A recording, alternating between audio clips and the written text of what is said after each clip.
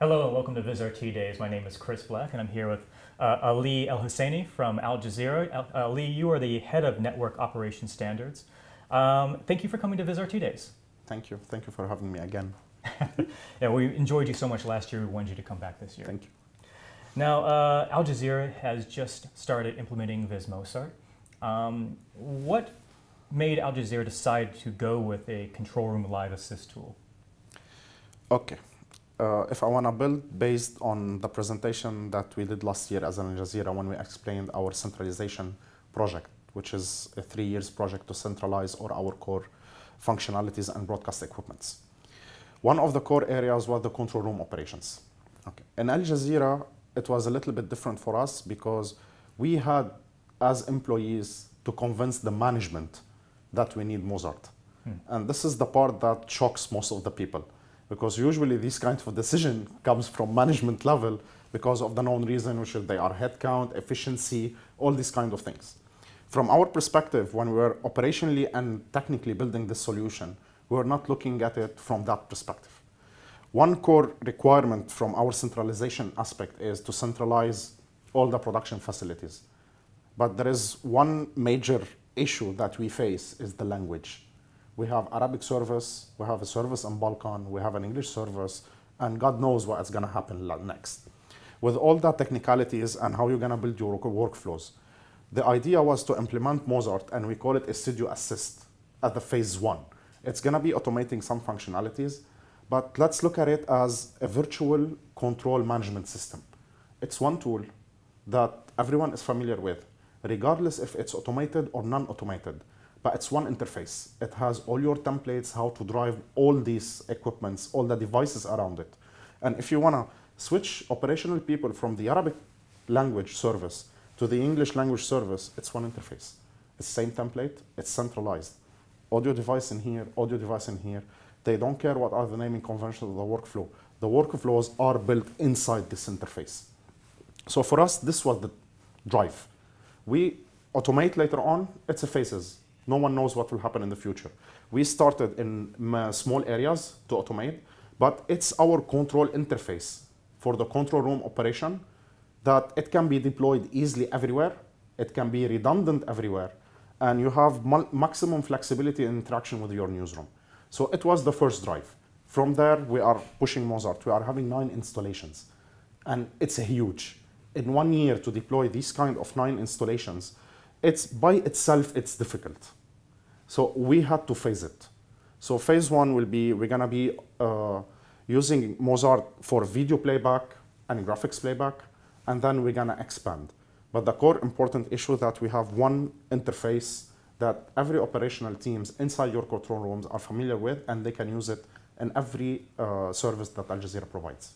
Now, how has the staff been working up and using Mozart? The first use of Mozart will be implemented by Q4 this year. Okay. Now they are on the training phase. So one of the challenges was building the confidence and trying to explain to people, because usually when you implement these kind of things, the first thing we are losing our jobs. Yeah. No, guys, you are not losing your jobs. We are trying to implement new ways of implementing smart workflows. And unfortunately, this is the way that broadcast operation is going. It's either you're going to be part of it and put your experience in a very modular software that it can be adapted to be used the way you want to enhance your production efficiency. And for us, efficiency, it's not always money. Efficiency is, for us now, how much time do you need to break the news? It's regardless of the people, because if somebody can challenge, softwares can be faulty and take you off air, where people can't. And it's a 50-50 balance, Chris, and we played it like that. So we created champions in every service, and we put them like over till now 9 months, like workshops on building confidence with your guys from Mozart.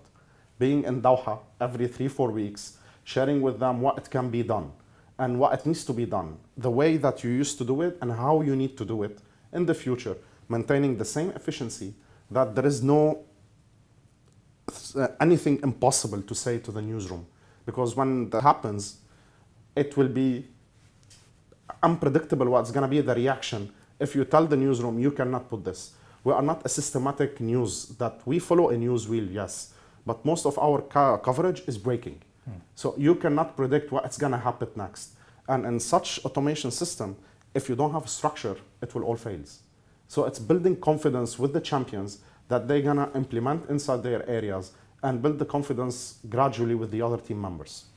So you've been working with this now, said for 9 months, with these champions. As they've been learning the system, has there been any benefits that you've discovered to the system that you weren't expecting to find? Yes, we did.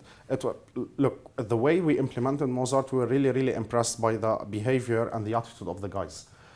Even the guys that they were sent to Doha to discuss our workflows with us, they told us clearly, like, guys, you showed us things that we didn't know that it exists in these kind of complex workflows. On the other hand, we told them also, like, as a model, we used always the ABCD role workflows.